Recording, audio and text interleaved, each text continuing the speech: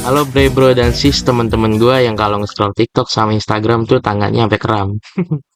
Guys, pernah ngerasain gak sih kalau habis nonton konten-konten TikTok atau Instagram yang kayak gini?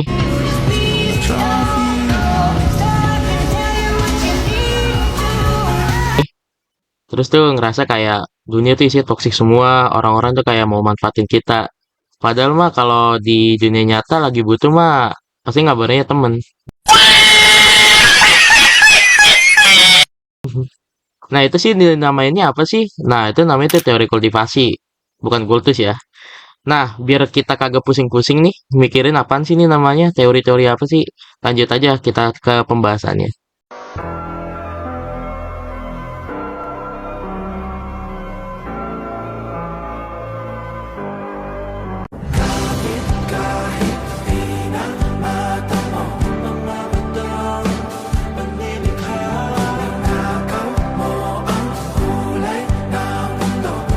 Jadi gini cuy, teori kultivasi itu dicetusin sama yang namanya Gord Gardner.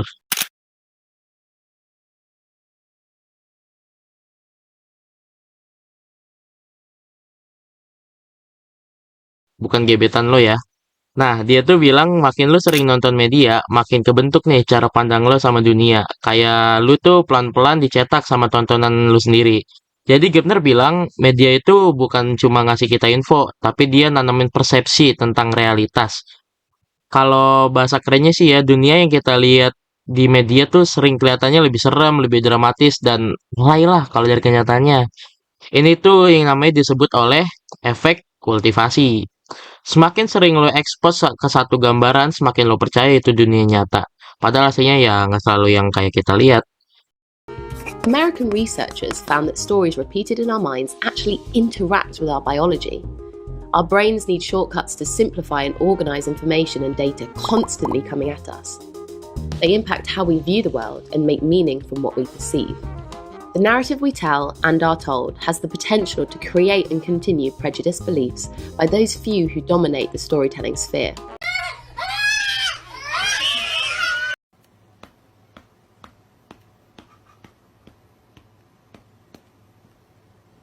Nah, kayak kasus-kasus yang sering beredar tuh kayak gini.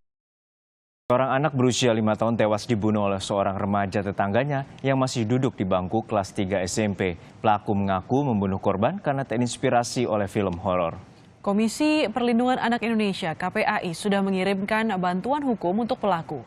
KPAI menginginkan pelaku untuk menjalani pengobatan dan asesmen dibandingkan dengan mengirimnya ke Terus penjara. masyarakat nih percaya yang namanya azab. Karena kayak kita tahu di platform Indosiar, itu ada yang namanya sinetron azab.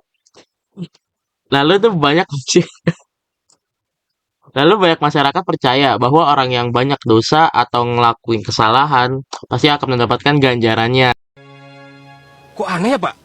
Di sini bau gasnya nyengat banget, Pak. Tambah nyengat ini.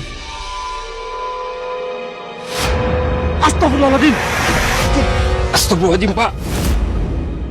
Ternyata bau gasnya dari jenazah ini. Bau banget, Pak.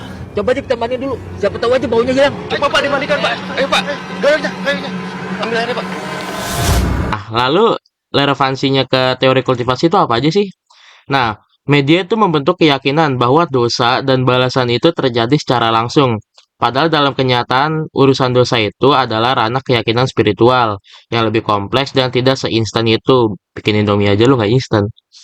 Nah, Bre, dari tadi kan kita ngomongin nih, gimana media bisa bikin kita takut, overthinking, sampai kadang-kadang baper ya kan gara-gara konten TikTok. Tapi ingat ya, media itu alat, bukan dalang dari semua masalah loh. Kita yang punya kontrol buat milih mau nonton apa, scroll apa kek, mau percaya apa. Jangan sampai hidup lu tuh dikontrol sama TV, TikTok, atau berita di clickbait. Jadi, yuk kita jadiin media itu alat buat kebaikan. Kamu tiada yang lain. Ku bilang aku gak main-main. Apa yang kau mau ku turutin. Sekarang kamu sama yang lain.